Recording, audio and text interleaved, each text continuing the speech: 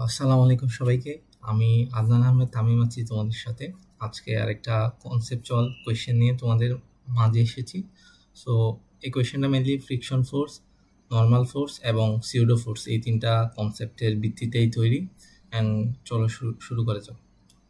আচ্ছা, কোয়েশ্চেনে বলা আছে যে তিনটা ব্লক আছে। মেনলি এটা বিগেস্ট ব্লক সি, তারপর দুইটা সেম সাইজের সেম বরের দুইটা ব্লক আছে এ এবং বি, এবং এ এবং বি একটা একটা রশি দ্বারা পুলির মাধ্যমে পরস্পরের সাথে সংযুক্ত আছে, এবং নিচেরটা হচ্ছে মেঝে, এবং মেঝের সাথে যে বড় ব্লক যেটা আছে সি, তার সাথে মেঝের যে সংযোগ স্থল সেটা হচ্ছে ঘর্ষণহীন। বাট সি এর সাথে এ এবং সি এর সাথে বি যে যে তলের মাধ্যমে সংযুক্ত আছে সেটা হচ্ছে ঘর্ষণযুক্ত, এবং সেখানে ফ্রিকশন কোএফিসিয়েন্ট হচ্ছে মিউ, যেটা এখানে ডিনোট করা আছে। এখন কোয়েশ্চেনে বলা আছে ম্যাক্সিমাম এফ এর মান বের করো যাতে সি এর রেসপেক্টে এ এবং বি দুইটা। এই কোয়েশ্চেনে ভিজুয়ালাইজেশন করাটা খুব বেশি গুরুত্বপূর্ণ। যেমন ফার্স্টে সি একটা ব্লকটা যেহেতু স্থির আছে এবং এ এবং বি কিন্তু পরস্পরের সাথে সংযুক্ত রশির মাধ্যমে। এ হচ্ছে একটা এম্বরের বস্তু, বিও এম্বরের বস্তু। তাহলে কি হবে, জাস্ট যদি স্থির থাকে পুরো সিস্টেমটা, সরি সি বস্তুটা যদি স্থির থাকে তাহলে বি একটা নিচের দিকে ফোর্স লাভ করবে। তাহলে কিন্তু এ বস্তু সহ বি যেহেতু রশির মাধ্যমে সংযুক্ত, বি বস্তু কিন্তু একে সহ নিয়ে একটা ইয়াতে পড়ে যাবে, মেঝেতে পড়ে যাবে, যদি সেটা ফ্রিকশন ফোর্স থেকে বেশি হয়। যেহেতু কোয়েশ্চেনে বলাই আছে যে একটা বাহ্যে একটা বল প্রয়োগ করতে হচ্ছে, দ্যাট মিনস আসলেই এমজি বি এর যে ওজনটা আছে সেটা কিন্তু ফ্রিকশন ফোর্স থেকে বেশি।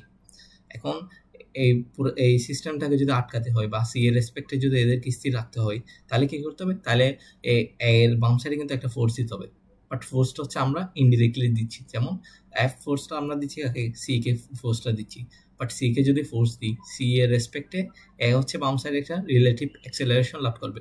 দ্যাট মিনস কি, এ বাম সাইডে একটা সিউডো ফোর্স লাভ করবে, যার কারণে কিন্তু ফ্রিকশন সহ এ এর যে সিউডো ফোর্স আছে এই দুইটা মিলে কিন্তু বি এর যে ওজনটা আছে সেটাকে রেজিস্ট করতে পারবে এক সময়।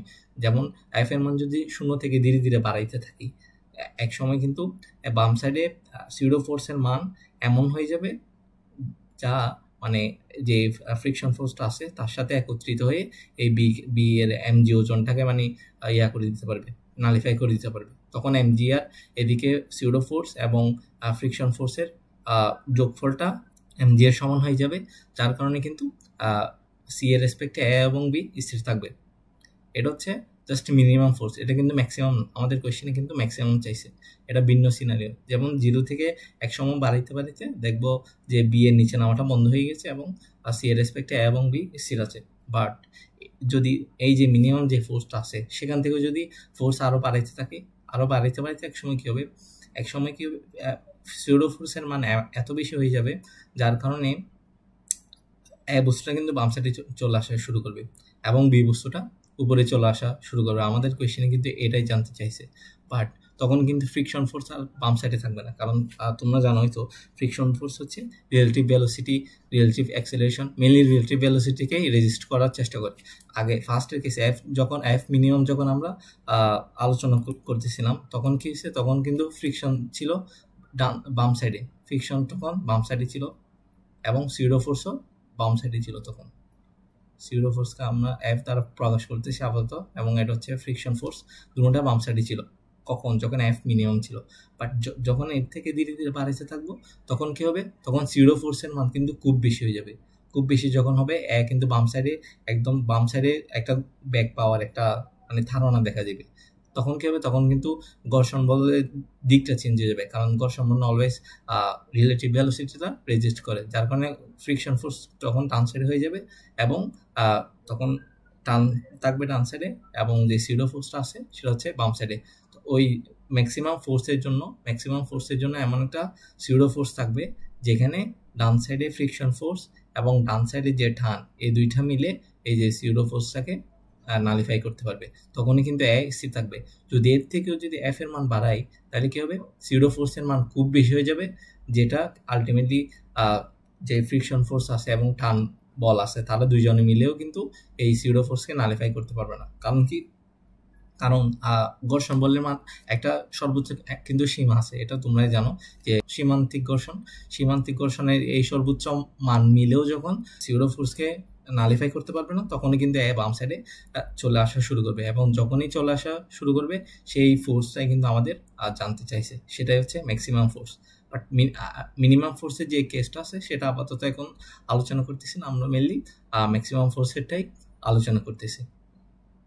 ওকে, ম্যাক্সিমাম ফোর্সের ক্ষেত্রে যদি বলি, ম্যাক্সিমাম ফোর্সের ক্ষেত্রে সিনারিওটা আরেকটু উল্লেখ করি যে ম্যাক্সিমাম ফোর্স যখন হবে তখন কিন্তু বাম সাইডে একটা সিউডো ফোর্স অনুভব করবে, এফপি দ্বারা ডিনোট করতেছি সেটাকে, এবং ফ্রিকশন ফোর্স তার কাজ করবে ডান সাইডে, যেহেতু রিলেটিভ ভেলোসিটিকে রেজিস্ট করবে ফ্রিকশন ফোর্স, এবং এ বরাবর একটা টান অনুভব করবে যেহেতু সুতার সাথে সংযুক্ত। বাট বি এর ক্ষেত্রে ফ্রিকশন তখন কোন দিকে কাজ করবে? দেখো, যদি বাম সাইডে যাওয়ার ধারণা অনুভব করে বা বাম সাইডে যায়, দ্যাট মিনস বি কিন্তু উপরে উঠবে। বি যদি উপরে ওঠে তাহলে যেহেতু ফ্রিকশন ফোর্স রিলেটিভ ভেলোসিটিকে রেজিস্ট করে, দ্যাট মিনস ফ্রিকশন ফোর্স সেক্ষেত্রে ম্যাক্সিমাম ফোর্সের ক্ষেত্রে ফ্রিকশন ফোর্স কিন্তু নিচের দিকে, উপরের দিকে টান বল, নিচের দিকে এমজি ফোর্স, এবং এ সেট হচ্ছে দেওয়াল কর্তৃক নর্মাল। বাট বি কিন্তু আরেকটা ফোর্স কিন্তু এখানে গ্যাপ আছে, সেটা হচ্ছে কি সিউডো ফোর্স। বি বাম সাইডে কিন্তু একটা সিউডো ফোর্স অনুভব করবে, এবং এই ফোর্সটার কারণে কিন্তু দেওয়াল তাকে একটা নর্মাল দিবে, সেই নর্মালটা এফপি এর সমান। সো আমরা মেনলি ফ্রি বডি ডায়াগ্রাম নিয়ে আলোচনা করলে হয়তো আরেকটু ভালোভাবে বুঝতে পারবা। যেমন এর ক্ষেত্রে ফোর্সগুলো যদি ডিনোট করি, ডান সাইডে টেনশন এবং ডান সাইডে ফ্রিকশন ফোর্স, নিচের দিকে হচ্ছে এমজি, উপর দিকে নর্মাল, বাম সাইডে সিউডো ফোর্সকে আমরা এফপি দ্বারা ডিনোট করতেছি। আর বি এর ক্ষেত্রে নিচের দিকে এমজি, আবার নিচের দিকে হচ্ছে কোনটা? আমাদের ফ্রিকশন ফোর্স, ডান সাইডে দেওয়াল কর্তৃক প্রদত্ত নর্মাল, এবং সিউডো ফোর্স হচ্ছে বাম সাইডে।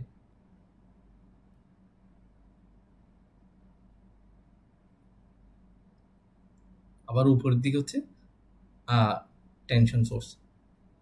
তাহলে আচ্ছা, এখন আমাদের কোয়েশ্চেনের শর্তটা কি ছিল? তিনজন একসাথে চলবে, সি এর রেসপেক্টে এ এবং বি হচ্ছে স্থির থাকবে। দ্যাট মিনস কি, সি এ বি যে তিনটা আছে, তিনোটাকে আমরা একসাথে একটা সিস্টেম কল্পনা করতে পারি না, যেহেতু তাদের কোনো রিলেটিভ অ্যাক্সিলারেশন বা রিলেটিভ ভেলোসিটি নেই। তার মানে তিনোটাকে একটা সিস্টেম আমরা কল্পনা করতে পারি। তাহলে আমরা যদি এফ একটা ফোর্স দিই, ফোর্স লেটসে দিচ্ছি এফ ফোর্স, সেটা হচ্ছে এফ ম্যাক্স, ম্যাক্সিমাম ফোর্স, সেটা এফ ইকুয়ালস টু কত? M into A. এম কত? লেটসে বড় যে ব্লকটা আছে সি, সেটার ম্যাস হচ্ছে এম, ক্যাপিটাল এম, প্লাস পুরো সিস্টেমের মাস কত? টু এম টু এম, মানে capital M plus 2 into M হচ্ছে এই পুরো সিস্টেমটার ম্যাস, অ্যান্ড অ্যাক্সিলারেশন হচ্ছে এ। সো অ্যাক্সিলারেশন সমান আমরা কি লিখতে পারি? F divide by capital M plus 2 into M. So আপাতত অ্যাক্সিলারেশনটা পাই গেছি, যেটা হচ্ছে ম্যাক্সিমাম ফোর্সের ক্ষেত্রে যে অ্যাক্সিলারেশনে পুরো সিস্টেমটা চলবে। এখন ফ্রি বডি ডায়াগ্রাম থেকে জাস্ট ইকুয়েশনগুলো লিখলে কিন্তু আমাদের কাঙ্ক্ষিত ম্যাক্সিমাম ফোর্সটা বের হয়ে যাবে। সো এর ক্ষেত্রে যদি লিখি এফপি মানে কি? এম ইন্টু এ না? এ কিন্তু এটাই রিলেটিভ অ্যাক্সিলারেশন, যেটা হচ্ছে এ অনুভব করবে বাম সাইডে রিলেটিভ অ্যাক্সিলারেশনটা, এবং এম হচ্ছে কিন্তু এ এর বল, যেহেতু সিউডো ফোর্স আমরা এ এর ক্ষেত্রে কাউন্ট করতেছি, তাহলে এ এর ম্যাসে বসাবো। তাহলে বাম সাইড হচ্ছে সিউডো ফোর্স এম ইন্টু এ প্লাস, এবং আর বাম সাইডে তো আর কিছু নেই, সো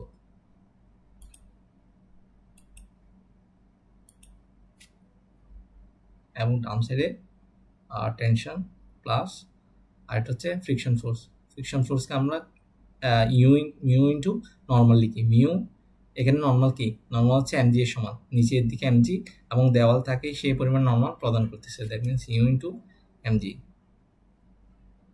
এটা হচ্ছে ইকুয়েশন 1। আবার বি এর ক্ষেত্রে যদি লিখি, এই বরাবর যদি লিখি, কারণ গতি হওয়ার সম্ভাবনা কিন্তু উপর নিচ।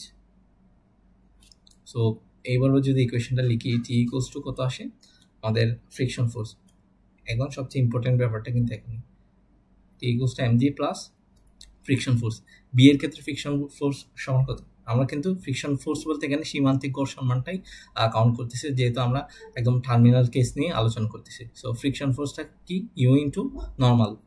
বাট নর্মালটা কি এমজি?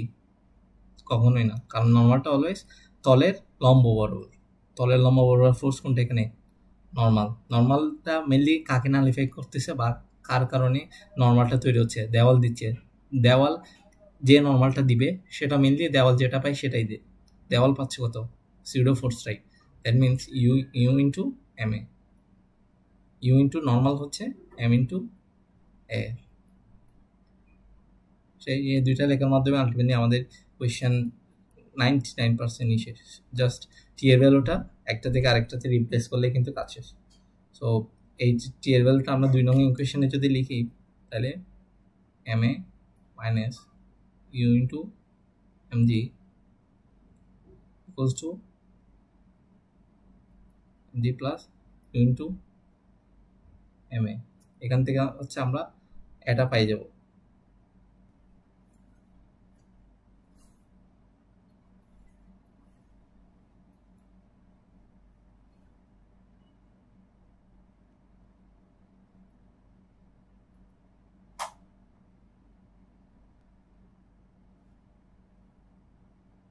সো এ যেহেতু পেয়ে গেছি, তাহলে F equals to M A. Just এই ইকুয়েশনটা যদি পুট করি, তাহলে এফ কিন্তু পেয়ে গেছি, F maximum equals to M into A. M হচ্ছে ক্যাপিটাল এম প্লাস 2m, পুরো সিস্টেমের ম্যাথ, ইন্টু এ। এবং এ জাস্ট এটা এখানে জাস্ট লিখে দিলেই কাজ শেষ।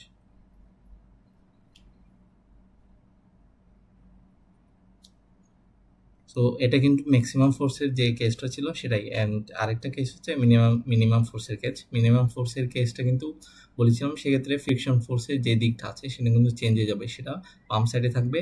কারণ মিনিমাম ফোর্স মেইন লক্ষ্যটাই হচ্ছে ডান সাইডে যে ভেলোসিটিতে থাকার কথা, বি এর কারণে ভেলোসিটি বা অ্যাক্সেলারেশন যাই হোক, যে মুভমেন্টটা থাকার কথা সেটা রেজিস্ট করা। সেই কারণে ফ্রিকশন ফোর্স বাম সাইডে কাজ করবে, বাম সাইডে সিডো ফোর্স এবং ডান সাইডে টেনশন। আবার বি এর ক্ষেত্রে কিন্তু ফ্রিকশন ফোর্সের দিকটাও সেমভাবে চেঞ্জ হয়ে যাবে, কারণ বি এর ক্ষেত্রে এমজি কিন্তু চাচ্ছে নিচের দিকে নামাইতে। দ্যাট মিনস ফ্রিকশন ফোর্স যেহেতু রেজিস্ট করবে, তাই ফ্রিকশন ফোর্স উপরের দিকে, টেনশন সেমভাবে উপরের দিকে, এবং এমজি নিচের দিকে, সিউডো ফোর্স আগের মতোই। জাস্ট এই জিনিসটাই চেঞ্জ হবে যদি মিনিমাম এফ বের করতে বলে। সো এটা তোমাদের জন্য হোমওয়ার্ক থাকবে। ধন্যবাদ সবাইকে। আসসালামু আলাইকুম।